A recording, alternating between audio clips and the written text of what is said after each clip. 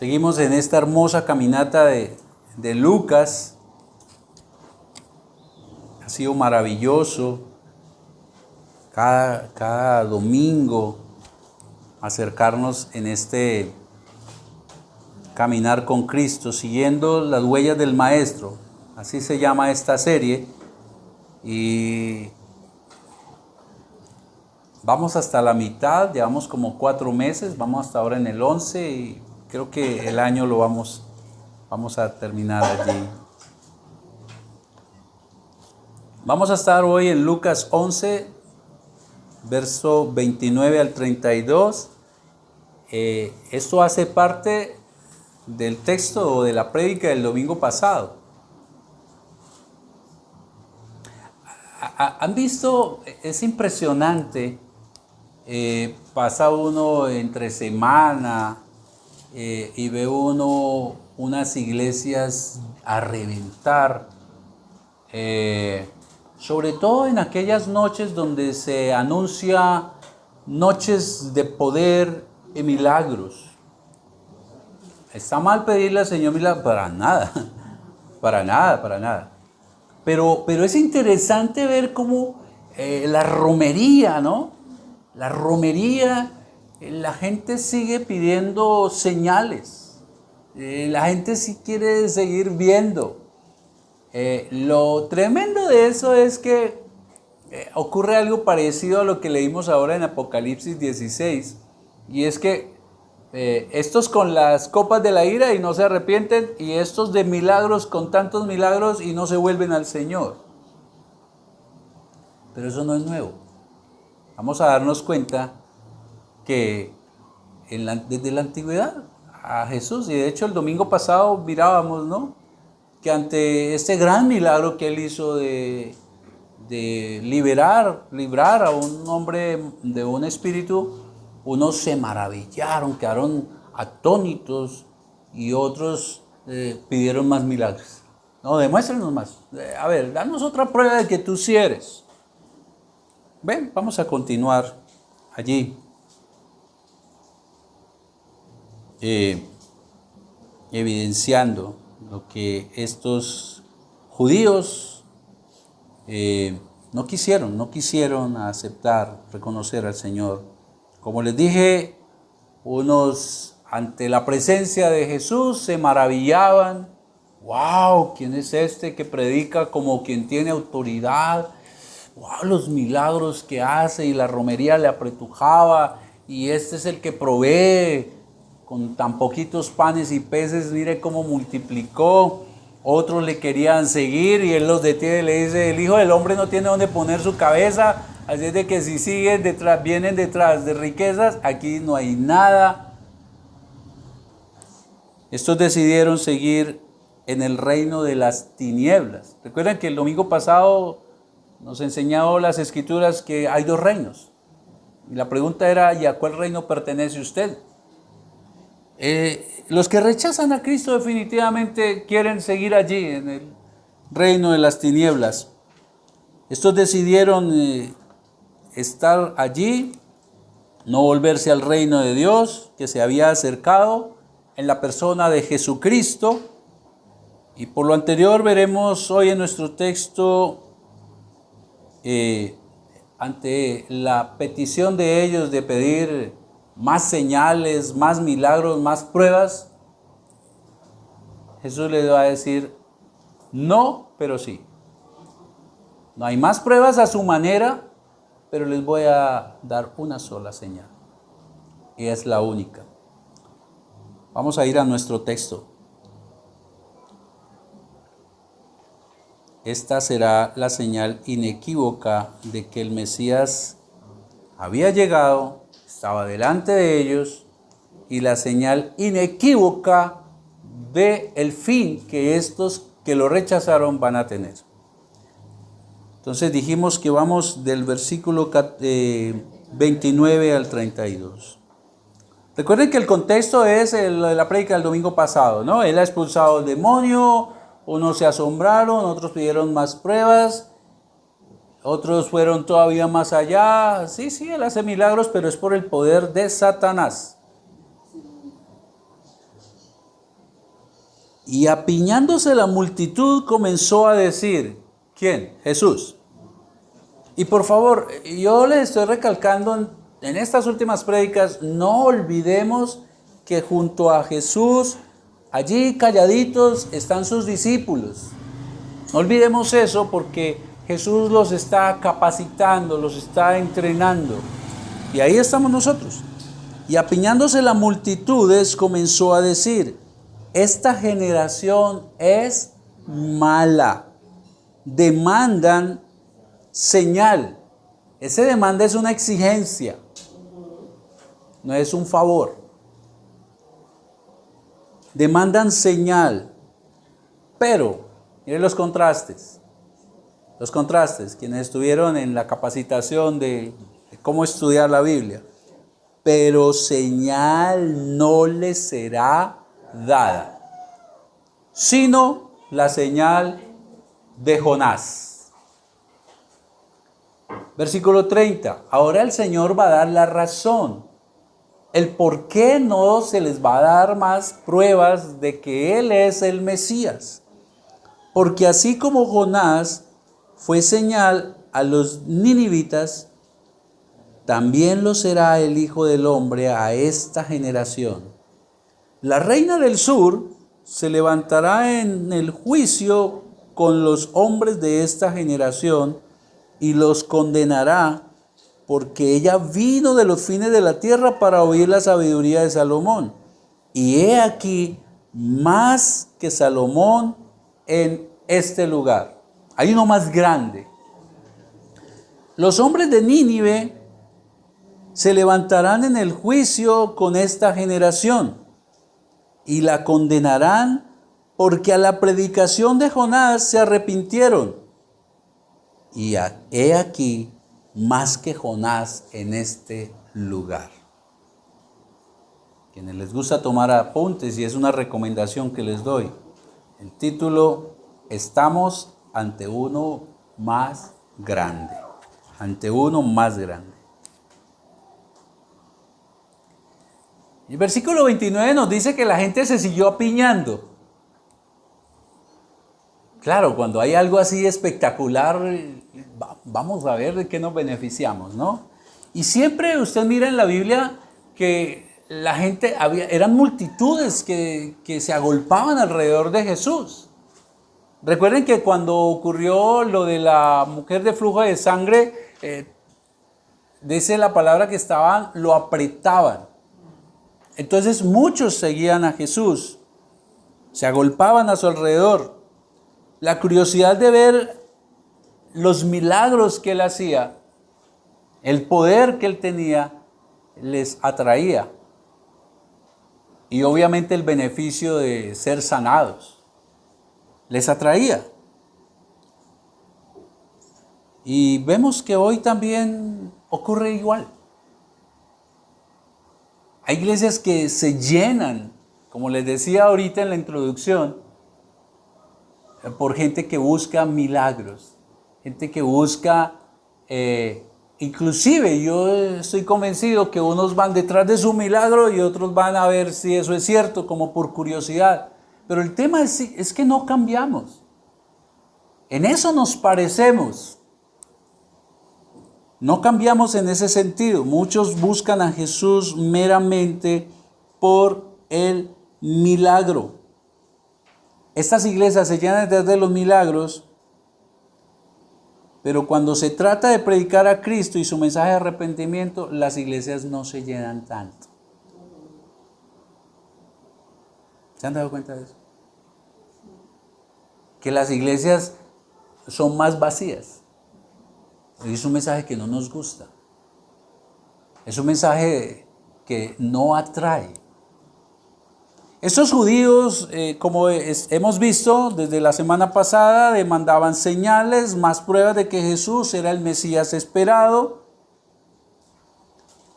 Pero estas señales que ellos pedían solo causaban en ellos asombro, nada más. No causaba arrepentimiento. Como ocurre hoy. Solo nos asombramos y muchas veces inclusive las prédicas se convierten en señales. Porque son señales que atestiguan el mensaje de Cristo, pero nos vamos solamente asombrados, pero no transformados. ¿Qué es lo que pretende la palabra del Señor?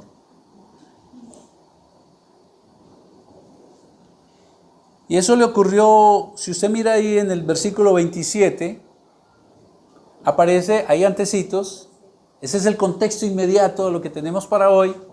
Usted ve que allí aparece una mujer entre la multitud, alabando a la madre de Jesús. Bendita, bienaventurada la madre que te alimentó. Pero Jesús dice dónde está verdaderamente la bienaventuranza en el versículo 28. Si ve que solo se asombraban, solo se maravillaban, y le dicen, no se maravillen por eso. Bienaventurados los que oyen y obedecen la palabra de Dios. Por eso es que ir detrás de los milagros, eso no salva. Y era lo que hacía esta generación. Y es la razón por la cual, observen que Jesús les dice, esta es una generación mala. Ahora, aquí hay algo interesante,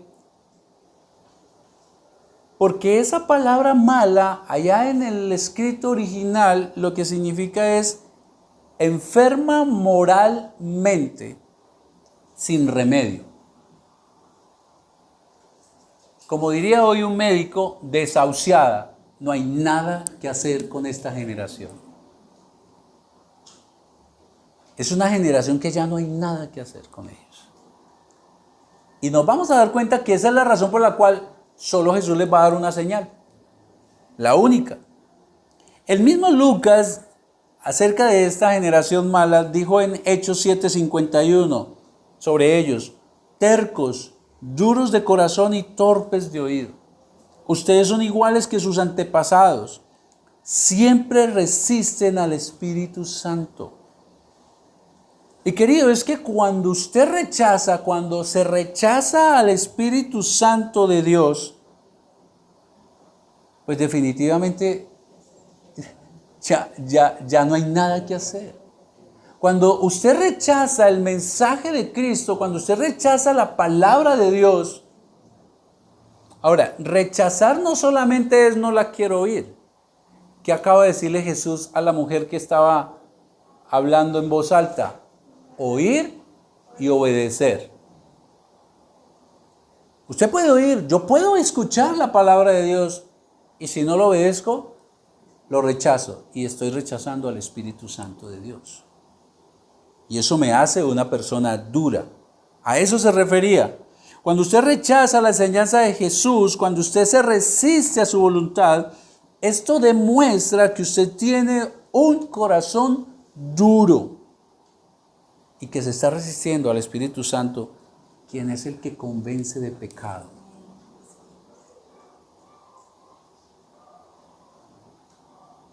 Los judíos exigían más pruebas, dice el Señor, pero no se les dará más pruebas. Ellos les querían colocar la agenda a Jesús. Ellos querían trazar, queremos que nos des más prueba. Pero, queridos hermanos, déjeme decirle que la agenda de Dios no la impone el mundo. La agenda de Dios no la coloca el mundo. Y lo mismo sucede con la iglesia, mis queridos. La iglesia no se puede amoldar al mundo para hacerla más atractiva, para que más gente llegue. No. Esta debe ser guiada por el Espíritu Santo. Porque es que ocurre también eso muchas veces. Y es un peligro, y es una tentación. Como pastor, terminar predicando lo que la iglesia quiere que se le predique. Pero no es así. La iglesia no puede seguir la agenda del mundo. La iglesia tiene que seguir la directriz y la agenda de Cristo, consignada en su palabra. Y cuando hablo de iglesia me estoy refiriendo en dos connotaciones. Una, iglesia como institución, pero sobre todo usted y yo, los que hacemos parte de la iglesia. No es el mundo el que nos tiene que trazar la agenda. Y ante esto, el Señor dice, no, yo no les voy a dar más pruebas. No son ustedes los que van a trazar la agenda de Jesús. Queridos, es que la iglesia solo tiene que centrarse en lo que Dios quiere que prediquemos. Y no es atractivo predicar de una cruz ensangrentada. No es atractivo predicar de una cruz con señales de clavos y tortura. Pero es el único mensaje que salva. La gente hoy en día está detrás de mensajes que le rasquen el oído, que le levanten el ánimo, que tú eres el campeón, dice un argentino muy conocido. Pero no. Tenemos que predicar como el apóstol Pablo dijo, a Cristo y a Cristo crucificado. Eso no es atractivo y eso no llena las sillas. Por eso no podemos seguir la agenda del mundo, hermanos. Jesús le dijo que no se le dará más señal, sino una. La señal de Jonás. Bueno, ¿y a qué se refería el Señor con eso? Por favor, abran sus Biblias un momentito, vamos allí a Mateo 12, 39 al 40. Mateo también consigna este episodio, pero es para que nos demos cuenta que la Biblia nos explica la misma Biblia. ¿A qué se refiere con la única señal que van a tener ustedes es la de Jonás? Mateo 12, 39 al 40 dice lo siguiente. Esta generación malvada y adúltera pide una señal milagrosa, pero no se le dará más señal que la del profeta Jonás. ¿Sabían que Jonás era profeta? Y aquí viene la razón que da Jesús por qué es que le va a dar no solamente a esa generación, sino a toda la humanidad la señal de Jonás. Porque así como Jonás estuvo 3 días y 3 noches en el vientre de un enorme pez, también 3 días y 3 noches estará el Hijo del Hombre en el corazón de la tierra. Esa es la única señal que Cristo anunció a esta generación que le pedía más señales para demostrar que Él era el Mesías esperado. Queridos, en el Antiguo Testamento, en el libro de Jonás, se relata que Nínive, una de las ciudades más grandes, más cosmopolita que había en aquella época, estaba en tal pecado que eso llegó hasta el atrio, hasta los oídos de Dios.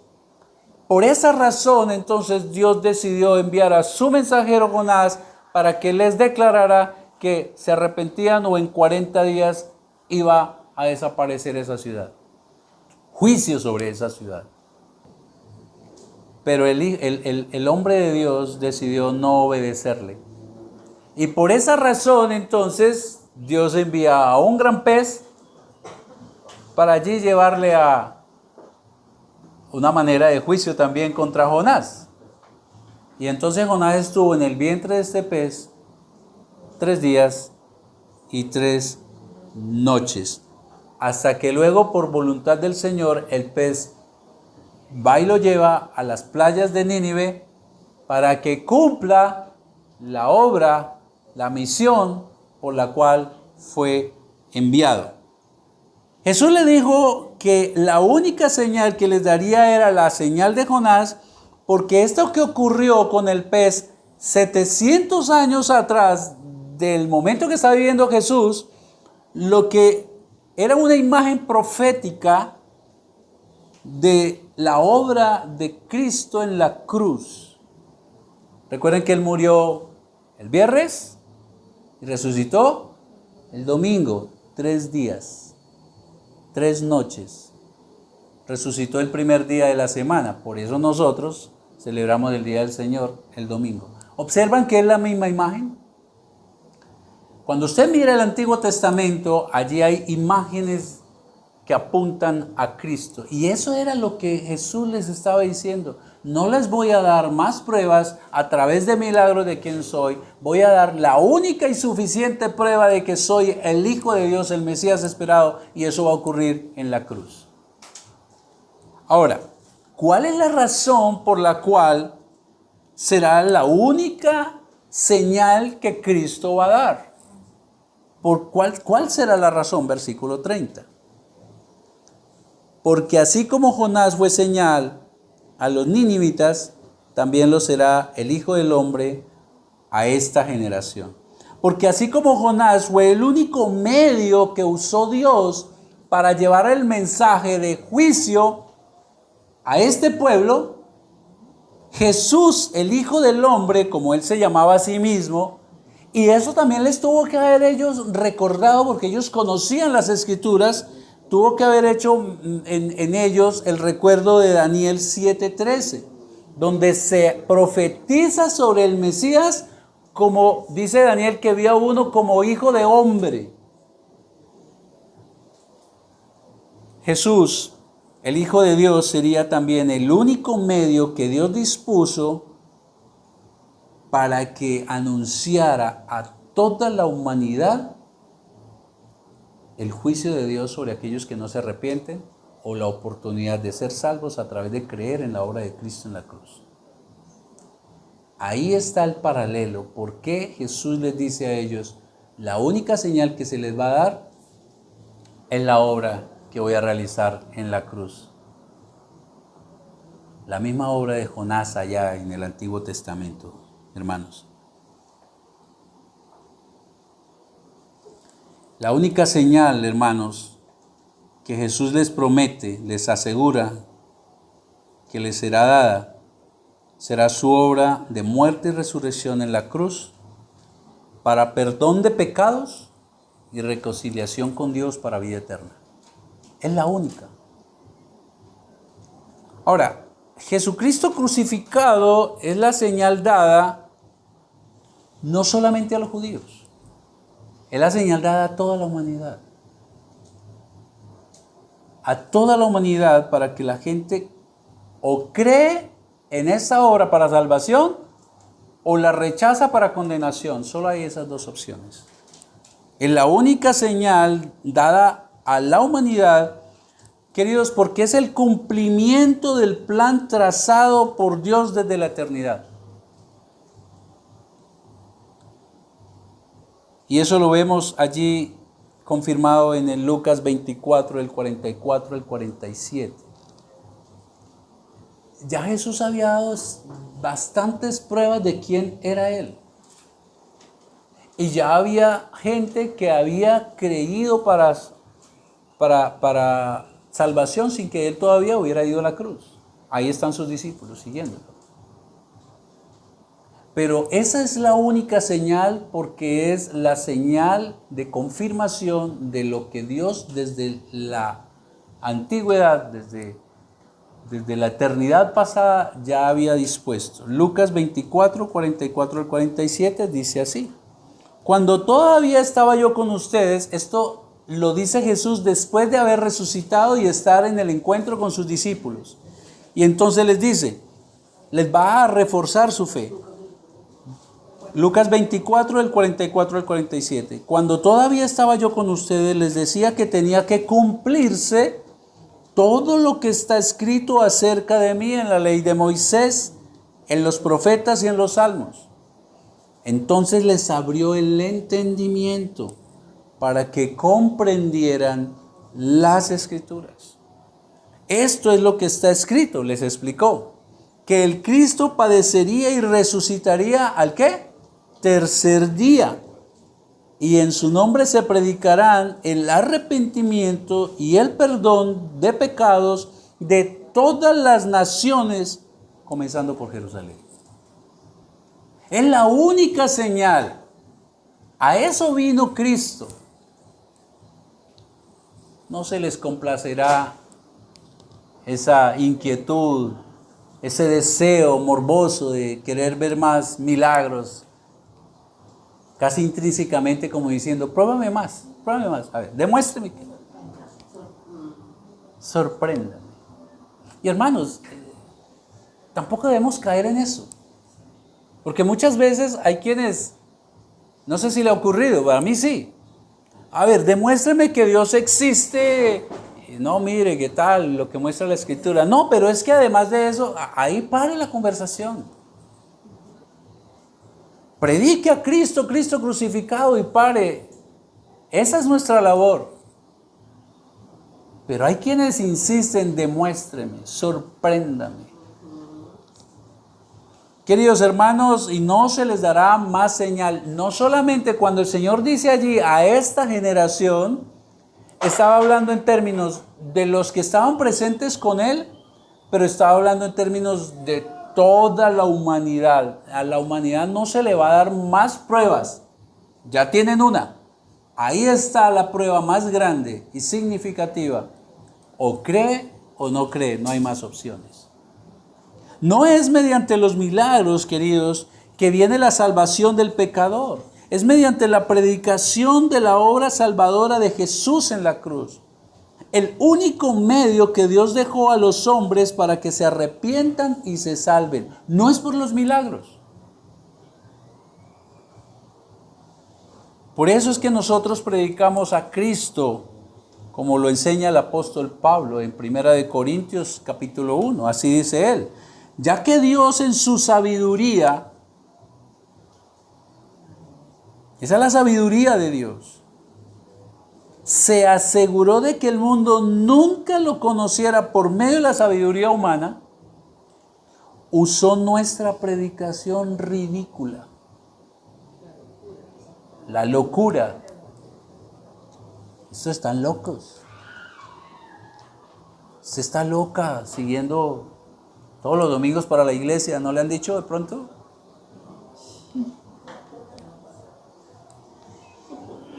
A Dios en su sabiduría, Él tomó la decisión de que no le conocieran por medio de la sabiduría limitada y pecaminosa del ser humano.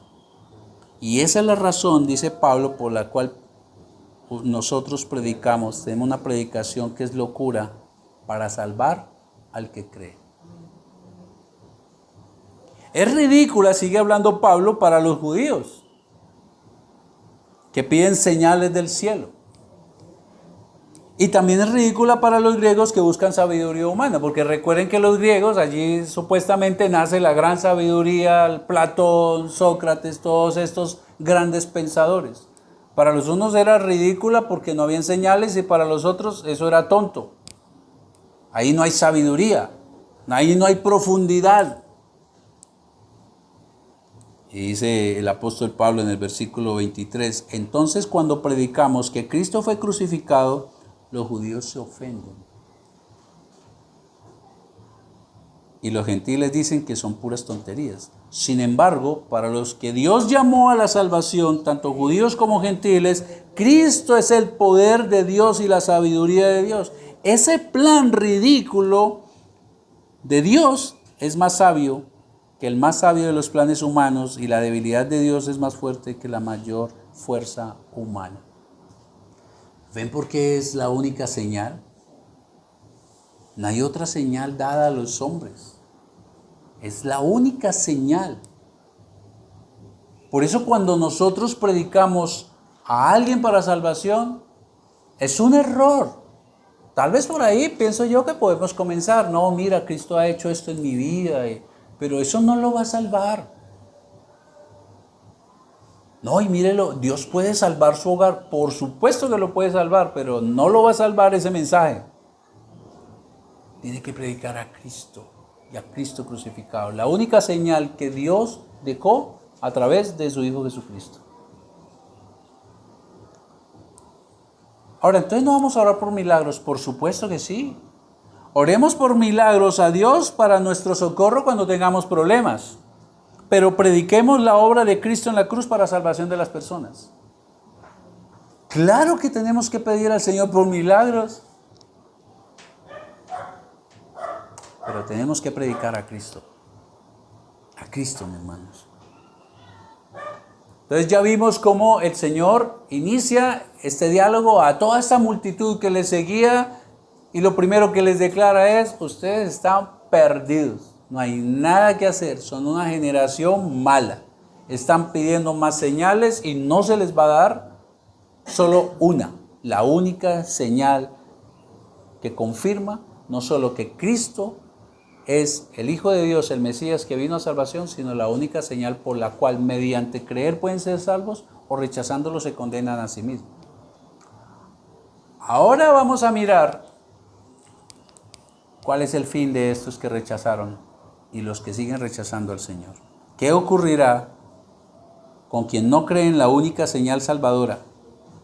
Versículos 31 al 32. Ahí es cuando el Señor entonces empieza a decir lo siguiente. La reina del sur se levantará en el juicio con los hombres de su generación y los condenará, la reina del sur se levantará en el juicio con los hombres de esta generación y los condenará porque ella vino de los fines de la tierra para oír la sabiduría de Salomón.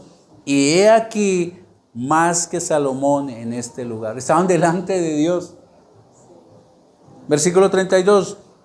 Pero no solamente la reina de Saba, porque ella era la reina de Saba, sino que también les dice, y los de Nínive, y estos que estaban allí presentes conocían todo esto de lo cual Jesús les está hablando.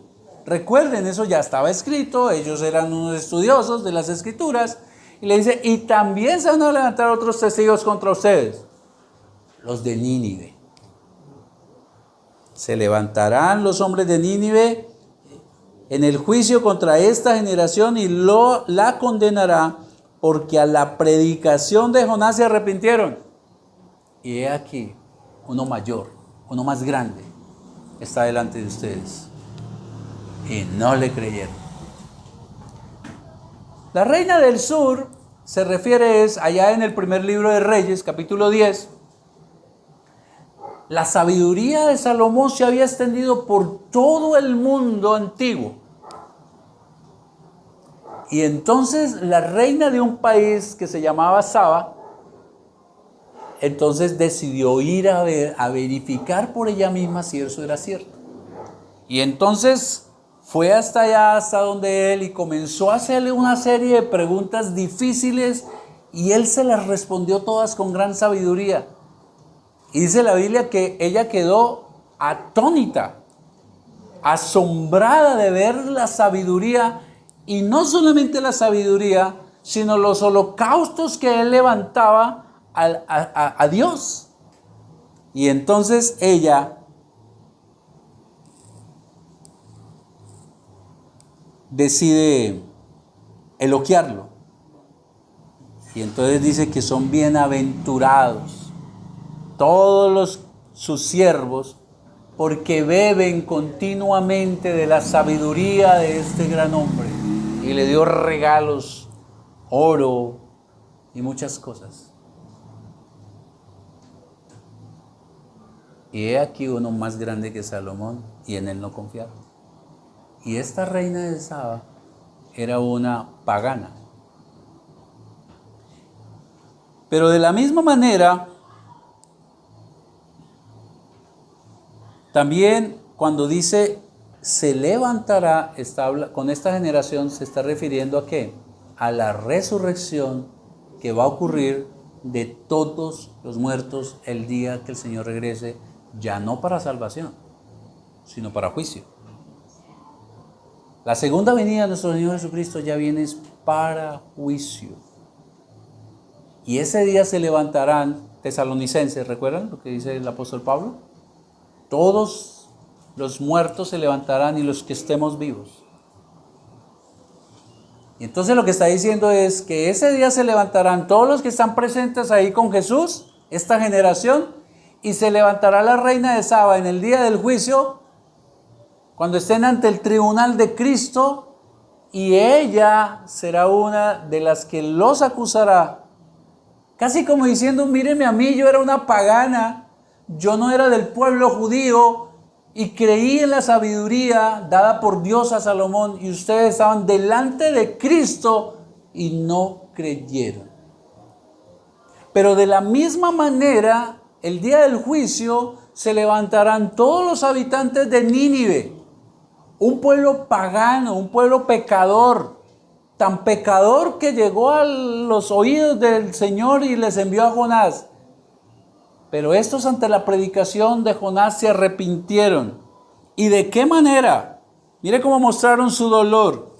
El rey ordenó ayuno nacional. El rey fue el primero y ordenó ayuno nacional, y no solamente de los habitantes de Nínive, sino de los animales. No se le dará comida ni a los animales. Y nos vamos a vestir de ropas gruesas y vamos a dormir y a vivir con cilicio, porque era una manera de mostrar el dolor por haber pecado, y era un pueblo pagano. No era el pueblo de Dios. El pueblo de Dios que Dios escogió entre todas las naciones para hacer su hermoso tesoro, a quien le dio la ley, rechazó a Dios, a Jesús. Y este pueblo pagano se dio cuenta de lo terrible que es el juicio de Dios y se arrepintió ante la predicación de un simple hombre. Y estos hombres estaban ante uno, como dice el Señor 2 veces, uno más grande que Salomón, uno más grande que Jonás. Y aún así, no se arrepintieron. Mándanos señales. ¿Para qué si están delante del más grande y ni siquiera así se arrepintieron? Abraham, envía a Lázaro a mis hermanos, tal vez así se arrepienten. Allá tienen a Moisés y los profetas.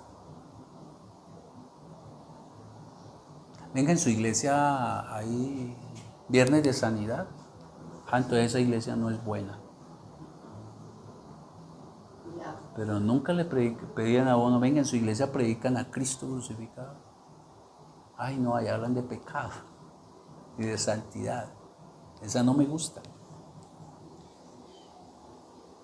Queridos hermanos, los judíos que Dios había apartado como pueblo especial para sí, el pueblo que Dios había cuidado, que lo llevó a una tierra especial, el pueblo que tenía la ley de Dios, aunque tenían enfrente a uno más grande que a Salomón y Jonás, al mismo Dios predicándoles a Jesús, la imagen visible del Dios invisible, según lo dice Colosenses. Estaban frente a ellos, estaba nada menos que el príncipe de paz profetizado por Isaías.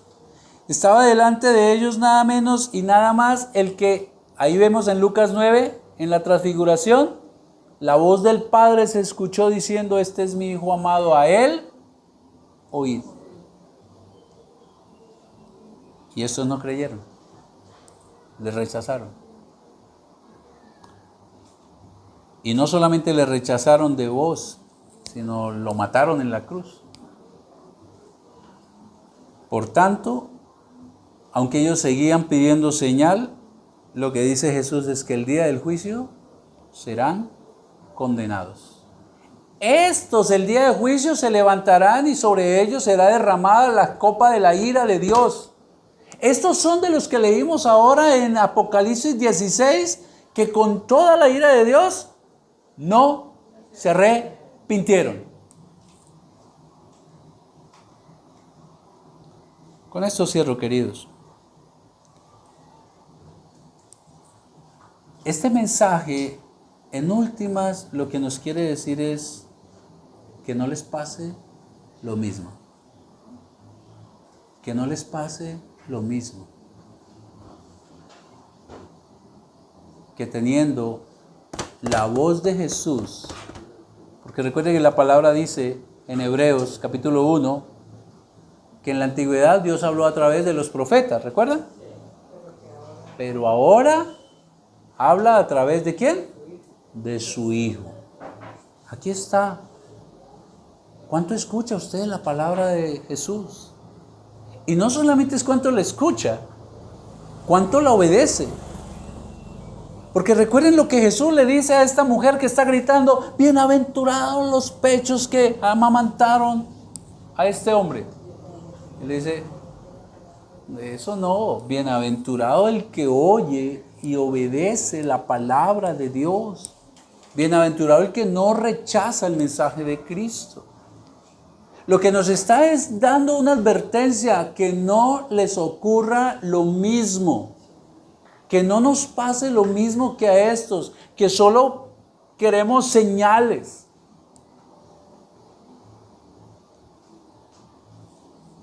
Hermanos, es lamentable ver que muchas personas siguen en busca de señal y no creen en Cristo, buscando milagros, profecías, donde les rasquen el oído, en busca de pastores que prediquen a su gusto y no según las Escrituras en el poder del Espíritu Santo. Vemos a personas que rechazan la prédica cristocéntrica porque gustan más de mensajes de superación personal. Hoy en la iglesia se busca más el bienestar aquí en la tierra que el bienestar eterno. Pero ya tienen la señal más importante: la obra salvífica de Jesucristo en la cruz. Y no se les dará más, dice el Señor. Y quiero decirle que si este es su caso, o usted cree en Jesucristo para salvación, o usted sigue viviendo perdido en una religiosidad que solo lo que va a hacer es adormitar su conciencia, pero cuando Cristo regrese, que nadie sabe el día ni la hora. Eso no es por el tema de las guerras. Guerras siempre han existido. Nadie sabe el día ni la hora. Que no vaya a ser tarde, hermanos. Porque Cristo le asegura que ese día se levantará la reina de Saba, y se levantarán los de Nínive y atestiguarán: nosotros que no teníamos la ley, obedecimos la ley. Y ustedes que tenían las Escrituras, ni las oyen, ni las obedecen. Y a mis hermanos, los que han creído en Jesucristo, también les digo algo. Este mes se está celebrando el mes del amor y la amistad. Y el Señor Jesús dijo en Juan 15 que no hay mayor amor a los amigos que morir por ellos. Fue lo que Él hizo en la cruz. Él dio su vida en la cruz por usted y por mí sin merecerlo. Él borró nuestros pecados. Él nos dio vida nueva. Él nos reconcilió con el Padre. Esto nos tiene que llevar a un mayor compromiso. Si bien nosotros creímos en la obra de Cristo y en la única señal salvífica, tenemos que mirarla siempre para recordarnos a nosotros que fue inmerecido y nos tiene que llevar a mayor compromiso, a un compromiso de conocerle más, a un compromiso de ser más fieles, a un compromiso con la santidad, pero a un compromiso de ir a llevar su palabra, porque esa es la misión que nos dejó. Y es la mayor muestra de amor que usted y yo podemos hacer por alguien: llevarle el mensaje de aquel que dio su vida por los que, siendo enemigos, nos llamó amigos. Meditemos. Tómese allí un momento y medite un poco en el mensaje. ¿Seguiremos esperando señales para transformar nuestra vida, para cambiar? ¿Seguiremos asombrándonos por las prédicas y no tomamos decisiones?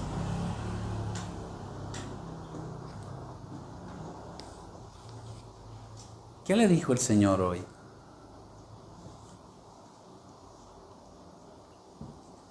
¿De qué tenemos que arrepentirnos el día de hoy?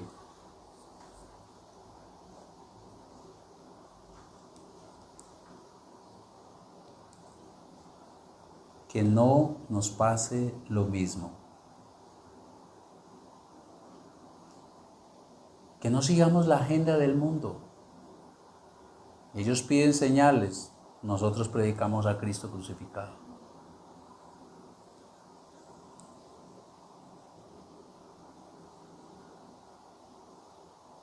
Y es un llamado a cumplir la misión. Y es un llamado a jamás olvidar la señal más grande que nos salvó.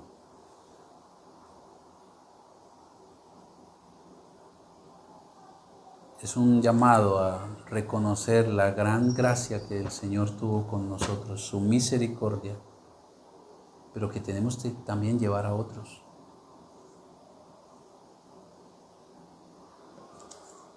¿Y cómo está respondiendo usted a esa gracia de Cristo en la cruz?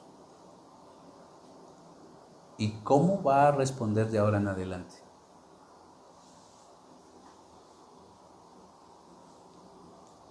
Señor, damos gracias por tu palabra. Damos gracias porque nos abriste los ojos como a Pablo y nos dejaste entender la gran obra salvífica de Cristo en la cruz. Nos has dado la fe para creer y para arrepentirnos. Nos has salvado, Señor. Gracias una vez más por recordarnos que va a haber un juicio y que podemos estar tranquilos porque ese día de juicio no tendremos testigos contra nosotros, porque en la cruz tú pagaste todo nuestro pecado. No beberemos la copa de ira de nuestro Dios. Pero Señor, te suplico, pon en nosotros dolor por el perdido, porque allí están nuestros hijos, allí está nuestra familia, Señor, allí están nuestros amigos incluidos, que como estos judíos, Señor, te han rechazado una y otra vez. Hoy rogamos de manera especial por ellos y ruego también por quienes aún viniendo a la iglesia, Señor, también te rechazan.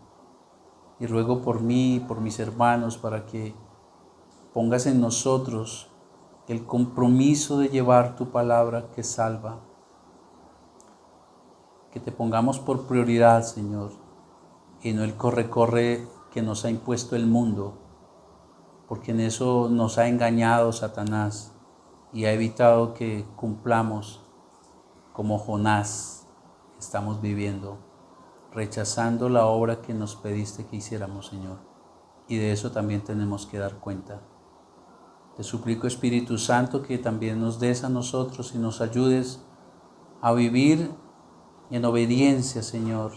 Es la mejor manera de agradecer tu sacrificio en la cruz. Oh Señor, grande eres. Te hemos orado en el nombre de Cristo Jesús.